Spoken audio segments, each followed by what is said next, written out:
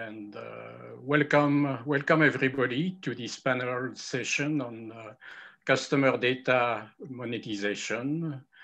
Good morning, good afternoon, or good evening, wherever you are. So my name is Pierre Blanchard. I'm an independent consultant now. After a long corporate career serving the telecom industry, specifically for 15 years with Capgemini. Now sharing my time with observing, analyzing the industry and a few other activities. I'm really delighted to have been given by Total Telecom the opportunity to moderate this panel on data monetization. And really happy to be with you all. In spite this year, it's virtually only. But the online event, the online Congress this year so far has been, in my view, a great event with a lot of content-rich session, quite interactive, at least for those sessions I have attended. And I'm sure that having a little bit discussed with the panelist colleagues before, we are going to have a quite exciting discussion around the monetization topic today. So for this panel, let me introduce our four panelists. First, David Grove from BT. David is Director of Strategic Partnership at BT. David Homer, who is a Senior Client Partner at Capita. And two participants from Precisely, Lamont Norman, who is Senior Product Manager. Joining us from the US, from the West Coast, dearly, and Dominique Thomé, who is the Senior Account Director. Welcome to the four of you, and thank you for joining this discussion. And before we kick off and jump into the topic of the panel session, I would like to give you the opportunity to, in a couple of minutes, to, beyond my very brief introduction, to introduce yourself, tell a little bit the audience about your role, your background, your organization, of course. So that we know a little bit of the context of your consideration. So David Groth, would you like to start? Happy to. So thank you, Pierre. Welcome, everyone. So David Groth, Director on the Strategic Partnerships team in BT Group. So our role is to look at those partners across all of BT. So our corporate units, finance, technology, but also our customer-facing units. So here in the UK, but both globally, to maximize value for BT, for our customers, and for our colleagues. I think everyone knows who BT is, so I won't introduce BT. Thank you. David Homer, our second David or first David. Yes. There is an obvious difference between the two of us, but we'll let that go. So listen, good afternoon, and thank you, Pierre. Look, firstly, I hope everybody on this conference, yourselves, your friends, your family, are safe and well in these troubled times. And if they're not safe and well, I sincerely hope they're getting the support we need during these difficult times. So as I said, I'm David Homer. I'm a Senior Client Partner here at Capita. Previously, I held similar roles in IBM, HP, and AT&T. And I've worked with clients such as BT, Vodafone, Ericsson, and many others. I'm also a non-exec director and advisor to the Welsh Assembly on 5G strategy. So look, here at Capita, we simplify the connections between businesses and customers, governments and citizens by delivering sort of innovative consulting and digital software solutions, which then allows our clients to focus on what they do best, which is to achieve some better outcomes. Here in Capita, every day we touch over 30 million people here in the UK alone via our sectors, which is customer management, people solutions, and technology services. So as you can imagine, that's a lot of interactions and a phenomenal amount of data that could and should be monetized, but more about that later. Thank you, David. Lamont. Yep, thanks. Yeah, my background is really started as a GIS person. I have a master's in geography, did a lot of work with GIS for folks that don't necessarily realize they're using maps. So that's been kind of the tail of my work, and it precisely, we're really taking advantage of that. What we're doing is we're doing a process that we call Geo Enrichment, where we're taking customer information and customer locations, and we're finding ways to add location intelligence data to those locations very efficiently and very quickly. So I started primarily focused on the geocoding part of our business back in 2005, and have moved through a variety of different applications for geocoding and moved into geo enrichment. And now I am the product manager for our big data and cloud native geo enrichment products, which include geocoding and then the spatial processing and location intelligence things that we do here today. For me, it's a natural outgrowth of what I see happening in geography and GIS coming into the business, and in the telco space and insurance space as well, being able to enable companies to use this GIS or location intelligence data, if you want to call it, more efficiently. Thank you, Lamont, and we will certainly come back to you, in the discussion when it's about customer data. Yeah. Leverage them in their operations. Thanks a lot.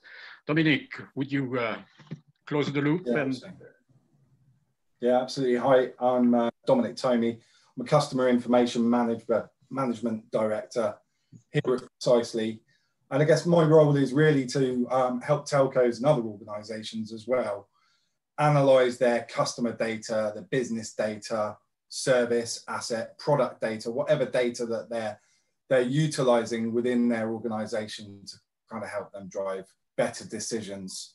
In terms of Precisely, Lamont's touched on some of the capabilities that we have as an organization, but really we're the global leader in data integrity. So we help organizations drive accuracy and consistency through their data, which ultimately helps them build out kind of new possibilities that are driven by data-driven decisions.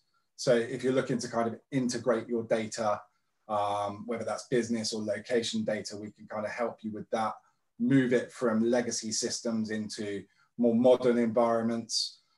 We can help you with verifying your data, understanding the context of your data, but also help you visualize some of the outputs of that data as well. So you can again drive context through the data that you're using to help you drive better decisions. So that's me. Thanks a lot. Thanks a lot. And thank you all for these concise introductions. And maybe before jumping into the discussion, again, a few words to share with the audience on the key topics that we would like we should address at this panel discussion, at least the major topics. So the way I see it, and I shared in our briefing with the panelists, is around four major aspects, four major questions. The first one is around pure data monetization within the telecom industry, which has been a topic for some years. And therefore, I think it's useful to know where we are today, what has been done, what telcos are doing. So that's the first question.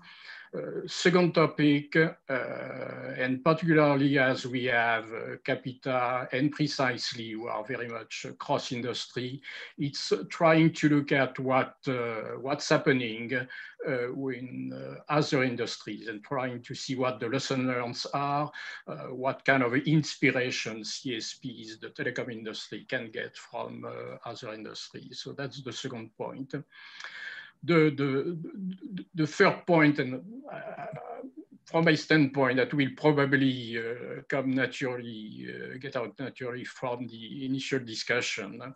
It's the third point is to try to approach a broader question, which is the customer data strategy beyond pure monetization. How can CSPs leverage the huge amount of customer data they have? So, yeah, trying to identify what are the options, what are the key components, key possible components for CSPs when they devise their customer data strategy. And the fourth point is simply about, and that's a very large question, but simply about what's next. What I mean is that the industry is going to go through major changes, which are going to impact significantly or very significantly the customer data landscape. I'm thinking of the technology change, 5G, IoT, artificial intelligence, but also some more market profile change, such as the number of, or the connection of part of the 4 billion people who are unconnected today. And also among the major change that we will try to analyze the impact of the way we work. And that's particularly visible in this pandemic period, but the advent of flexible working is something that I think we all know will remain beyond the pandemic, whatever the timeline is of this crisis situation. So these are the four big things that we would like to cover at the panel, plus a few other questions if time permits, and also, of course, questions from the audience, from you all, that you can share through the chat.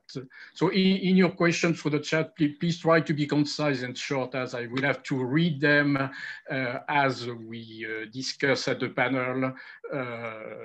That would be easier for me. So thank you in advance for that. So to start this discussion and to start with the first topic, where we are today, again, that's having participated in a number of debate, conference events, telecom events in the past few years, I've seen that this topic has been on the table and topic for some panels now for a few years. I have seen through that experience a few try or proof of concept around data monetization. And I think it's really time to see where we are and what the industry has achieved to date and what has been effectively implemented. So maybe from a BT perspective, David, if you can start and tell us a little bit what has been done at BT, whatever has been done, and also your personal view on what others, your peers, other CSPs are doing in terms of pure customer data monetization. Thanks, Pierre. I'll start with your second question first, because you're right. Across the telco industry, there have been some big bets made on data monetization. This phone, your connectivity is a rich data set. It's your digital fingerprint that's in the physical world. So companies like Verizon, through the acquisitions of Yahoo and others, creating Oath, AT&T with Xandr. No one's got it quite right yet. At BT, our real focus is on simple, transparent data security. We want to be that trusted partner for customers. If you look around the UK, we are one of the most trusted brands. Well, that doesn't mean we take a Netflix style approach where we don't look at customer data for third-party purposes. We just want to ensure customers are a part of that discussion and they have true choice. So one current situation that I'm very proud of that we'll provide from BT's perspective is the response to COVID-19 in working with the government in providing secure access to aggregated data sets from our EE Mobile and BT customer set to understand the spread of the pandemic around the UK. We worked immediately with the government while still protecting the actual customer data and who the actual customers were, but using that data set to provide huge value for our healthcare, for the NHS, and for the government itself.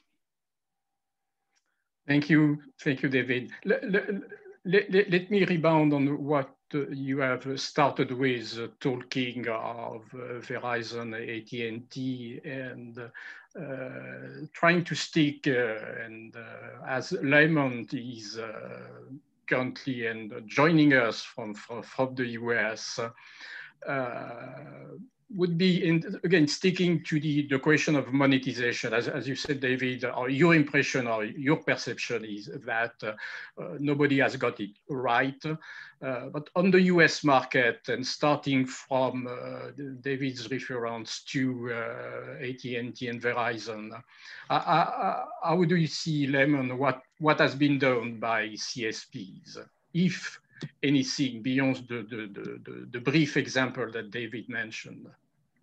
I think that David's example is spot on. I would say that we're seeing some movement in terms of mobile trace data coming out for monetization, where we're tracking where people are going and trying to derive and understand what the customer behavior is. So that seems to be a movement here in the United States and in EMEA as well.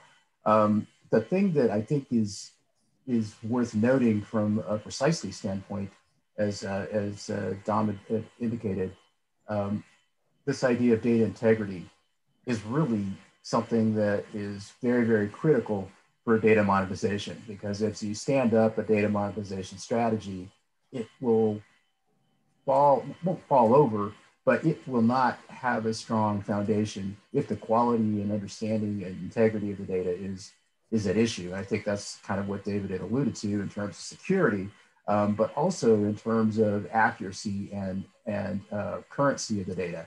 And that's where we're seeing a lot of work being done. And our experience really with a number of telcos has been, it's a ton of data to try to process and churn through.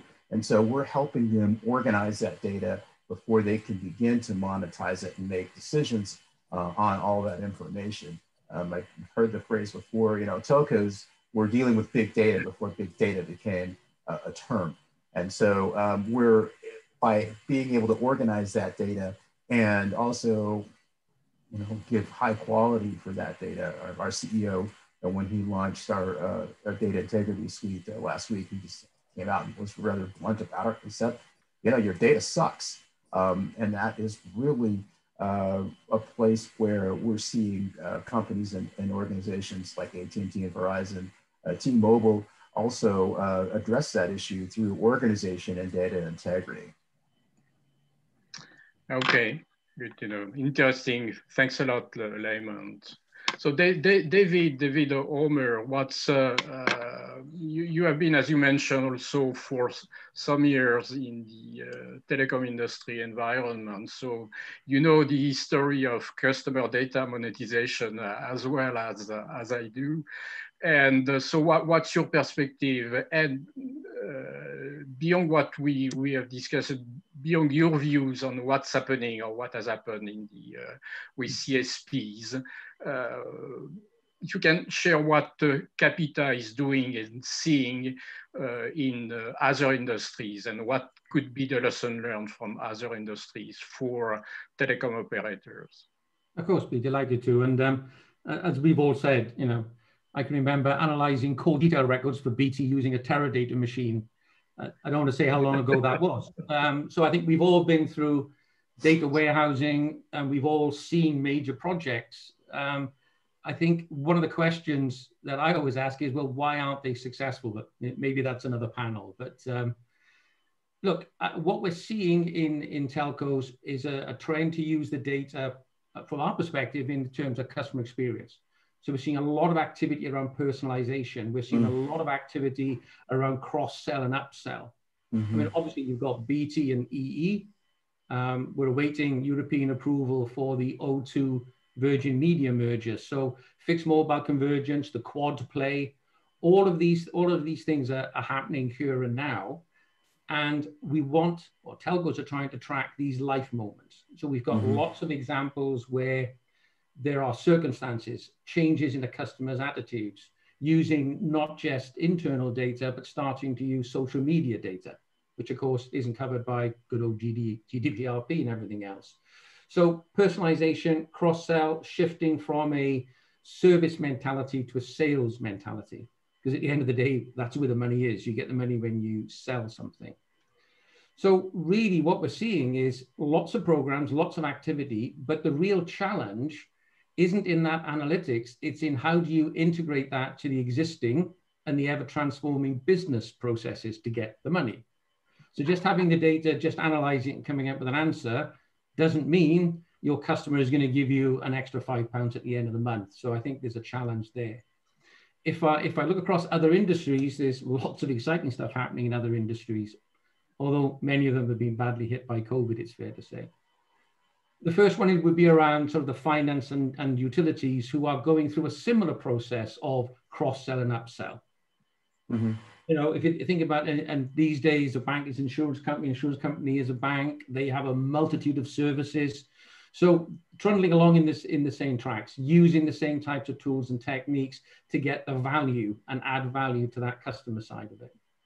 Another fascinating one, although it's hit some real problems in the last couple of months, has been around retail. Now, what's happening in retail? Well, obviously there's the online phenomena as people move away from going to stores. So therefore you're missing that actual customer contact. So how do you understand the sentiment? You know, if somebody comes into your store, you know what they're looking at, you know how they're feeling, you know if they're miserable, you know if they're happy. How can you recreate that in an online world? And we've got lots of examples where we've managed to help people create online stores and capture the data around that. We've had some exciting technologies using augmented reality, so you can see where your sofa would sit in your living room. So I think although the amount of data these other industries have captured in the past maybe hasn't been so structured, they're certainly heavily involved now in collecting different data sets and using that to improve the customer experience. Thank you, David. And Dominic, maybe another different perspective from precisely to complete or build on what Layman told. What's your perception of what telcos are doing in terms of monetization? What I retain from the first part of the discussion is that it's very little is being done or has been done, which is a good indication of the direction and where the opportunity is for telco. But your own perception on what telcos are doing, have you met some of your telco clients trying to do something in terms of monetization of their customer data, and your own experience with what other industries are doing? Yeah, absolutely. So I think, you know, from a monetization point of view, there's a couple of use cases that we've been working on with telcos with recently. You know, the first one actually kind of touches a little bit on what David was saying at the beginning, which is where we've taken subscriber data, and what we've done is we've helped them process these billions of records of subscriber data that are coming through. I think that the stats something like 1 to 4 billion records every 20 minutes that they're gathering. Then we're helping them kind of desensitize that data. So obviously, you're removing all of the bits that could cause you problems with the regulators and, actually your customers as well, touching on what David was saying. But then the key thing that we've really helped them with is adding context to that data. So not only being able to kind of look at activity, and obviously with the COVID situation, that's been really useful for the likes of retailers and people like that to kind of see, the movements of people, where are now hotspots, where they were before, and so on. But as well as that context, adding things like demographics, adding things like points of interest, adding things like even just like, what direction of travel a road is, things like that, to be able to give you that kind of wider picture around that subscriber data that can help people like bankers, retailers, insurers, all of those types of organizations make better decisions around the services that they're providing. So that's one of the use cases. The other one that we've kind of, which I think it's monetization myself personally. Like a lot of people, when I speak to them about monetization, they're talking more around the ability to create data sets that you can sell on and drive a revenue stream from.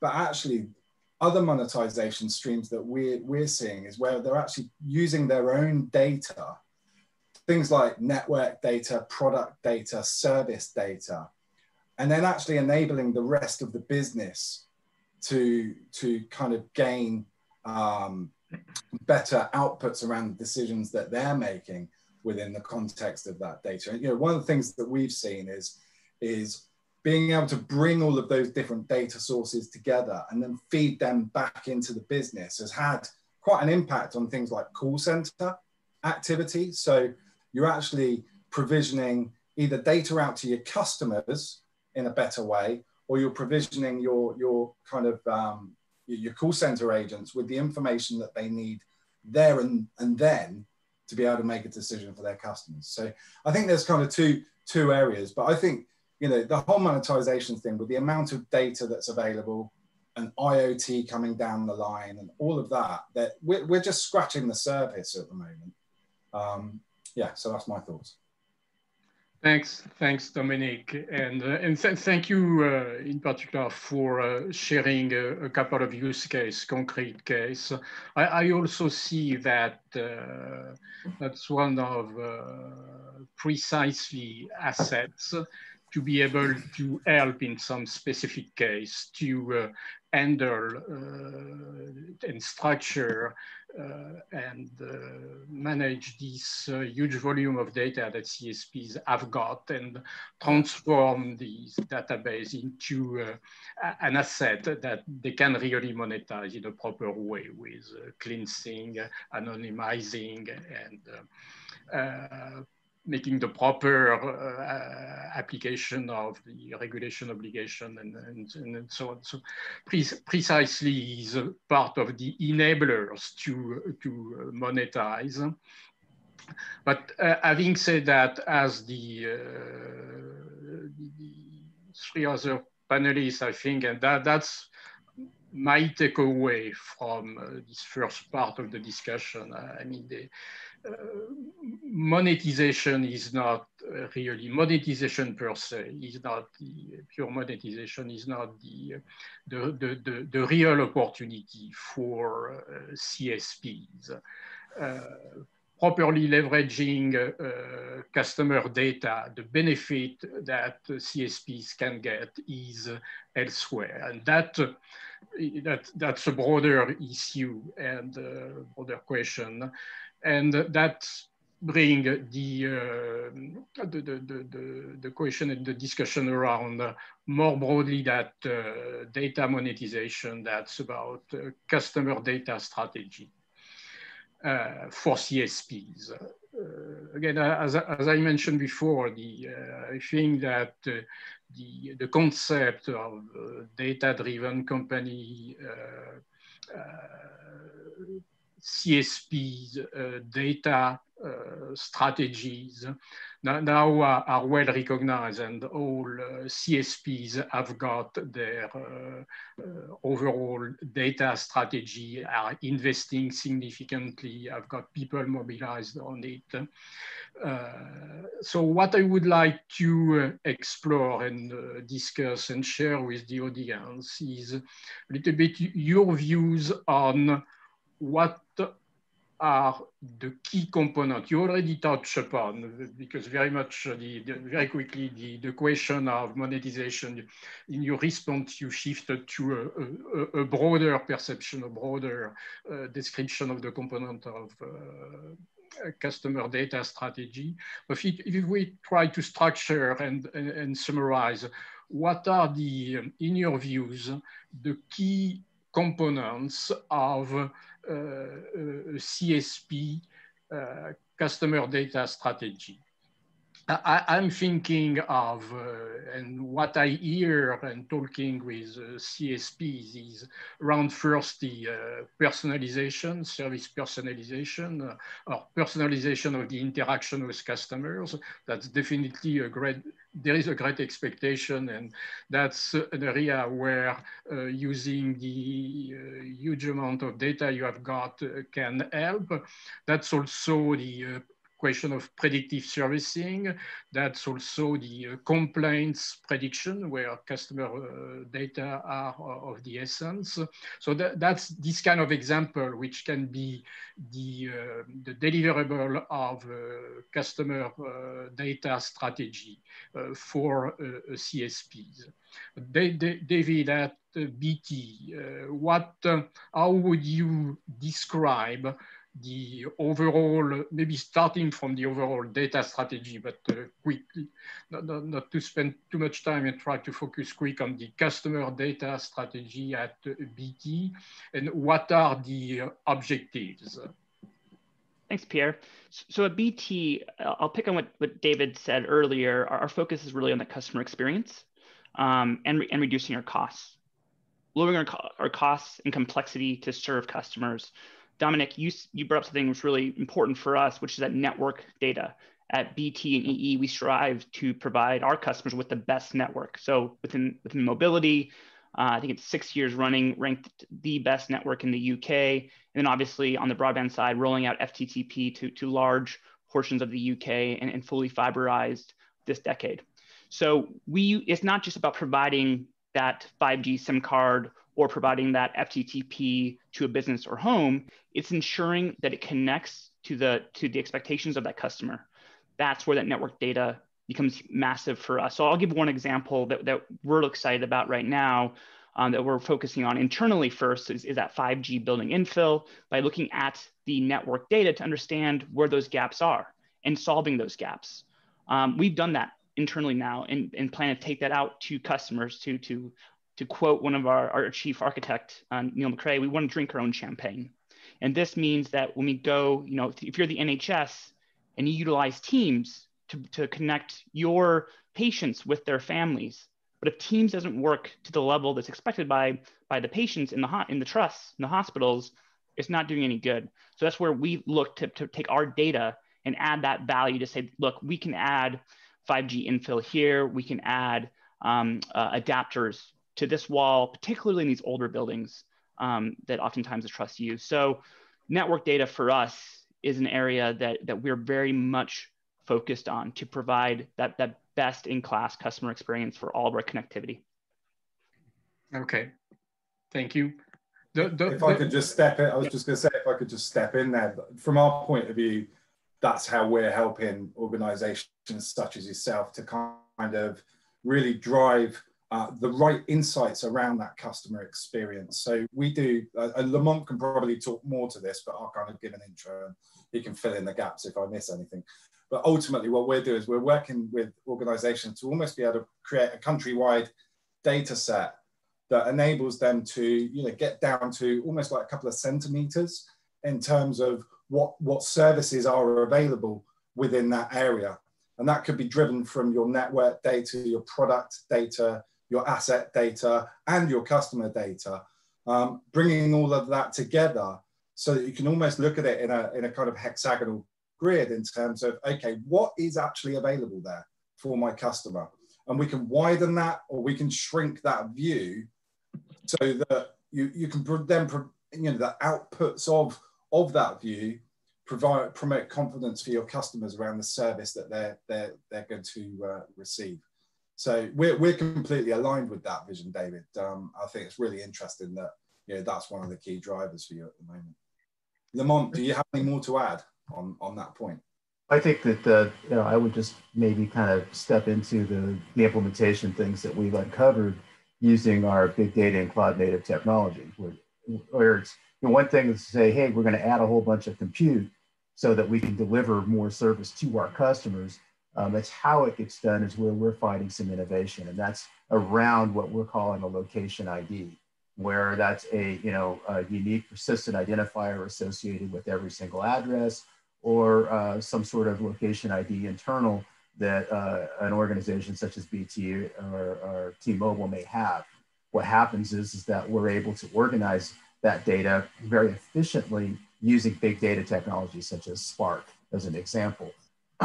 We organize some of that RF, that high fidelity RF modeling and the high fidelity geodata that's needed to fill in those gaps that David talked about for 5G coverage. Also for other services that are available, such as fixed wireless, are also examples where we use the big data technology in Spark to go ahead and associate in a kind of pre-build manner. We go and we'll process all the addresses for a country, for example, pre-build that manner, all of that information that's relatively static. And then in a transactional or real-time environment, as people go in to find out if they're eligible for fixed wireless, we'll append or pull all that stuff together with an ID.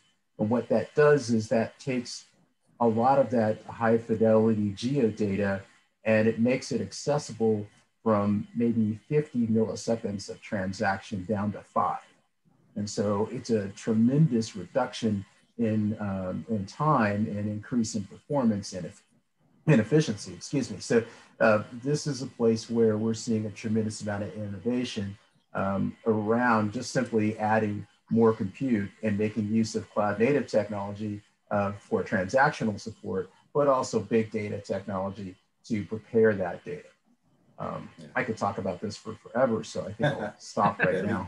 Me too. Yeah, I've got only no, but that's it's hard for me to stop you because that's really interesting. And what I retain from what the three of you have just said is that it's a little bit the contradiction to my introduction, and I do appreciate there is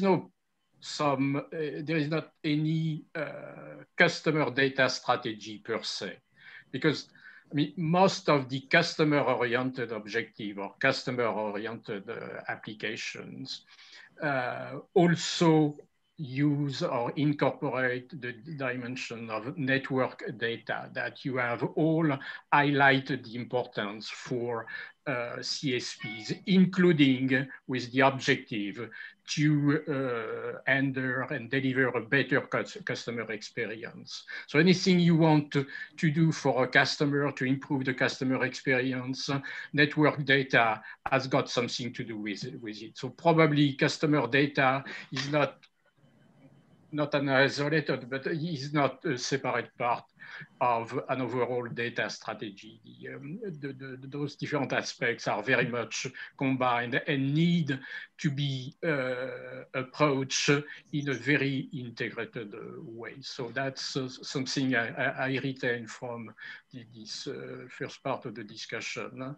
Now David, what are two questions that's your own view on what should be the key component of not the customer data, but the customer-oriented data strategy. And what do you tell your customer at Capita? What are your recommendations on what CSPs should do in terms of better or stronger data strategy to better serve their customer? Let me be provocative because it's that time of the afternoon. I appreciate it. Listen, there's nothing, everybody has a data strategy. That's not the issue. You can have whatever strategy you want. You can slice and dice it any way you want. You can analyze it any way you want. You can paint it pink, yellow, green. The problem with monetization is how do you get that concept and how do you get it through the business processes and actually out to the end customer where the money is. So look, we have lots of conversations, and we've mentioned it already, around real-time analytics. Okay, there are lots of AI tools and techniques that pick up customer sentiment. I mean, we've even got to a point now where there's software that can pick up good old British sarcasm, right? So for example, many tools today, Mr. Homer, I'm sorry to say your broadband is going up by 20%. And I say, oh, bloody marvelous. All right, well, you know, guess what? Most tools and techniques will say, Mr. Homer's very happy. He said marvelous. Well, no, I was being sarcastic. So I think this whole concept of a data strategy is vital and key, and something that I'm not particularly skilled in. But if we think about the move from data to information to knowledge, which is the path that we're trying to go on, that's going to be the key going forward. So David, when Neil McRae talks about drinking your own champagne and how these things can hang together, how are you going to integrate that into your existing customer contact center strategy? How are you going to ensure that the agents are capable of handling real-time analytics? How are you going to make sure you get the right balance in a customer conversation between dealing with a bot or a live video avatar versus getting passed to a real agent who can handle that particular issue? So I don't believe there are any issues in anybody's data strategy. I believe the issues that CSPs and indeed most industries face today is how do you move that through the cycle to where it matters, which is the money side of the house. Hope that wasn't too controversial. Thank you, David. I see that you have all some very sharp views on what data strategy should cover regarding the customer dimension, and at the same time, all are quite humble on where we are today and what should do, where there is room for improvement. So complex topics. I think that the CSPs, as many other industries, are really have understood the importance of this challenge, of the progress they have got to do, the opportunity it is. Complex, that's a very complex topic, also because that needs a drastic change in in the culture, a significant part of your organizations. But even trying to address this complex question, tend to make it still a little bit more complicated, building on the provocative attitude of David. Now that's the way it is today. In a context, we still live with 4G, and a few customers have already access to 5G, but that remains a very limited part of the global customer base. So now, looking forward, and what's next? We have started as an industry the 5G adventure. We have started and we have entered into the IoT era. Artificial intelligence is very pervasive and now reaching a certain level of maturity. So all these and the combination of those new technologies and services are really changing the way customers use communication services and infrastructure. That's also drastically changing their expectations. Therefore, that's going to change both the size, the nature, and the opportunity around customer data in the next few years. So if we try to foresee what where we will be in 2 to 3 years from now. I mean, the operating 5G, being involved in a number of IoT applications, having AI everywhere in your BSS, OSS, call center support. What will it change in terms of customer data handling, customer data management, and to which extent will it change the potential, will it increase the potential of customer data? Whereas those technology change, and I know that's an important topic for many CSPs, including BT, David, that's also going to create new cybersecurity challenges. And which means, but that's also constraint challenges, but also opportunity to gain and build further trust with your customers. So we discussed a little bit how those big change for the next few years are going to drastically change, in my view, the customer data management question for CSPs. So David, is that view, this impact, the significant impact of those technology change on customer data, is that also your view? And what is BT foreseeing in that area? Yeah, great question. As you hit on, the more devices, the more really dumb IoT devices that are connected to the network, the more opportunity to enrich our data set and to understand more about the customer, but also the higher the opportunity of threat. So one area BT's invested heavily in within our global customer-facing unit is in BT security. So with BT security, the slogan is, we are the protectors. We are here to protect business data and consumer data. Today, millions of people around the world rely on our security team to protect them and their data from cyber threats. What we look towards the future is we recognize through partnerships of that data and understanding those cybersecurity threats at a broader scale will enable us to do our job better than ever. So one thing that we've really focused on is that cybersecurity and partnering with other large global players so that we can bring in real time that data to understand where the cyber threats are coming from, what the new ones look like, and how we can best protect our customers. So looking to the future, one thing as well that you hit on was, I think, that secure data hub of how do we allow our customers to access their data in a secure way through BT for other uses. David, you mentioned actually earlier the finance and banking sector and some of the great work they've done. We look to those sectors, particularly finance and banking here in the UK. We're working with the Office of Finance Regulation. They actually have created a lot of that secure data hubs to share data, customer data, when a customer says, I want to do this, with the different finance or banking institutions or insurance institutions to get the best rates, to understand what are the different options out there for them by opting in and providing the key to that data hub.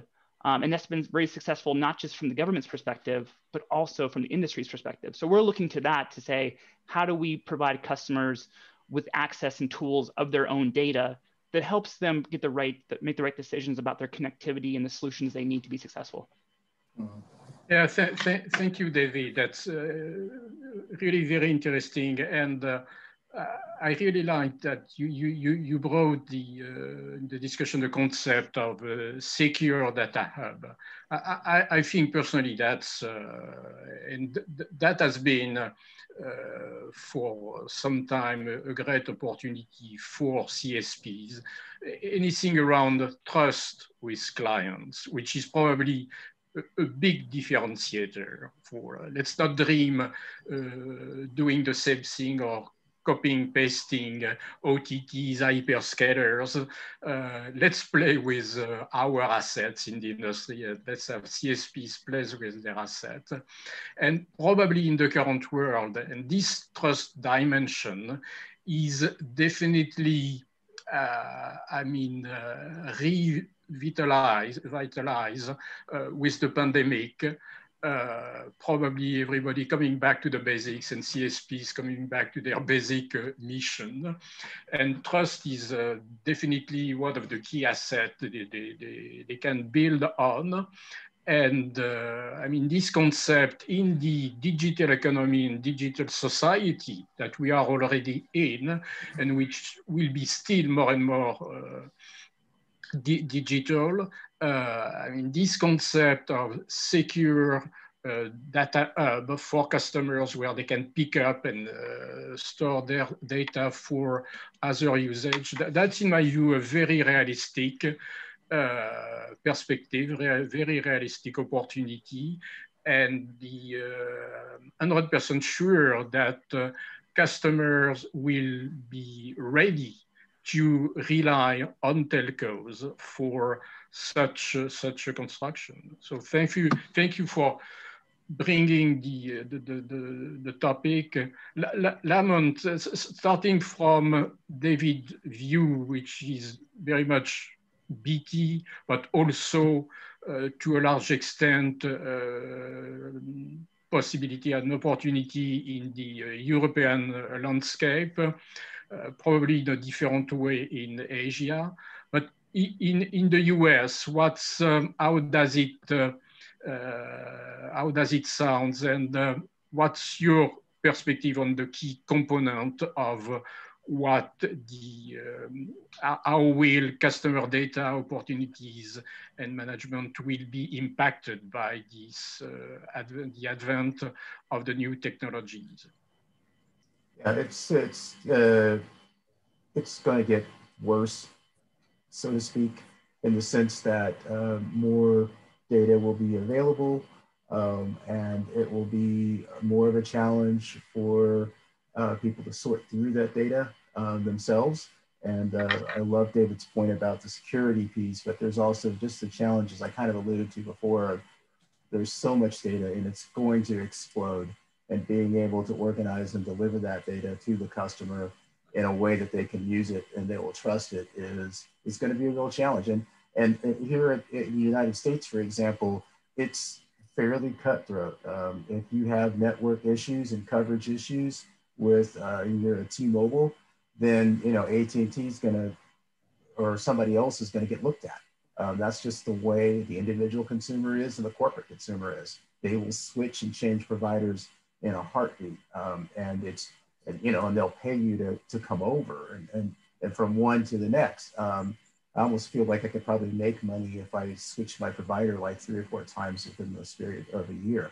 It's very, very competitive. So that's where I think it's going to be a challenge to organize and deliver intelligent and manageable data because the data is exploding, and it's a ton of data. Thanks, Lamont. I would be really happy to hear both David, Ober, and Dominic on this topic. But as we are a little bit running out of time, we have still, I think that's 7 minutes left. And I know that they cut the Zoom session at 55 sharp. Let me try to cover very quickly with Dominic and David Omer a couple of other questions. I mean, looking at the bigger change we have got in front of us, beyond the technology and service around IoT, 5G, one thing I'm keen to look at today is the impact, the change in the way we work and the development of flexible working. Which is, again, something very much accelerated by the pandemic, but which will stay afterwards, whatever the timeline is. So meaning, and again, an example from BT, considering delivering Zoom as a managed services. I think that's an option I've heard in the past few weeks. So that bringing therefore to BT an additional set of customer data with the CSP being not interested, but very much present day to day with their customers at home in their professional environment. So a lot of impact in my view. Dominic, from your standpoint, how is it going to change or extend or create new opportunities for CSPs in the way they can leverage customer data? I think for me, primarily it's about understanding more about the customer, and their precise locations that they're going to be operating in. And again, it kind of ties back to what we were saying before about making sure that because the new way that people are working, there's more demand in other areas. You've got a really concise view of kind of, everything that is available within that area. And obviously through having that, that's then going to be, that feeds into things like planning and all the other bits and pieces that flow after that, because you have a view of kind of where your customers are and what that demand's going to be, which, then you start to apply other kind of learnings from that. Thanks, Dominic. David Homer, any view on this topic? And if you can also include and try to share your thoughts on what will be a major change, in my view, regarding customer data management will be the extension of the global customer base. As we as an industry have got the ambition to connect in the next few years the 4 billion people who are today unconnected. Gartner predicts that 75% of the world population will be connected in 2025, which means roughly an additional 2 billion people in the next 5 years.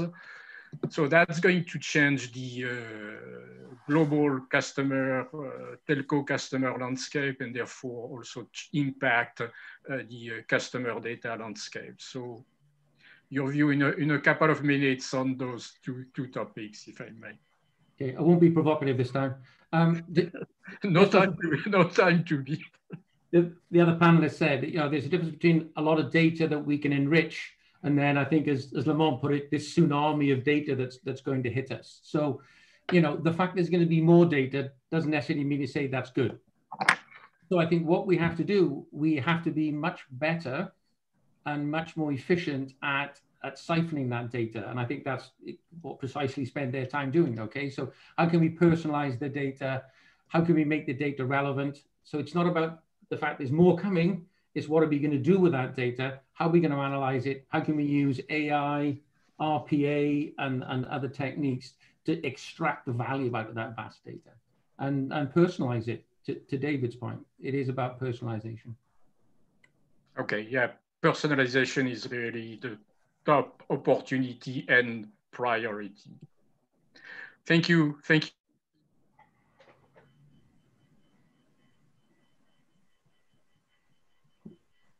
Instead of trying to summarize the takeaways, I think that all the audience can do that by themselves.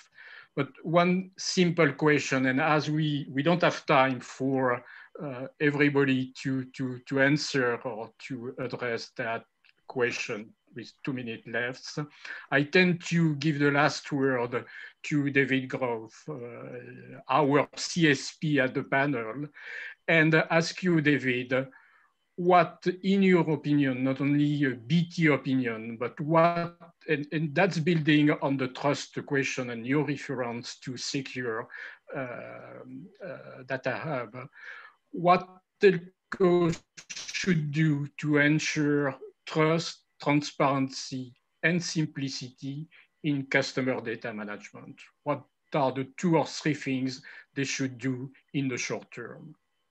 Thanks, Pierre. I think to be that trusted, transparent, simple partner for our customers, it's really about choice.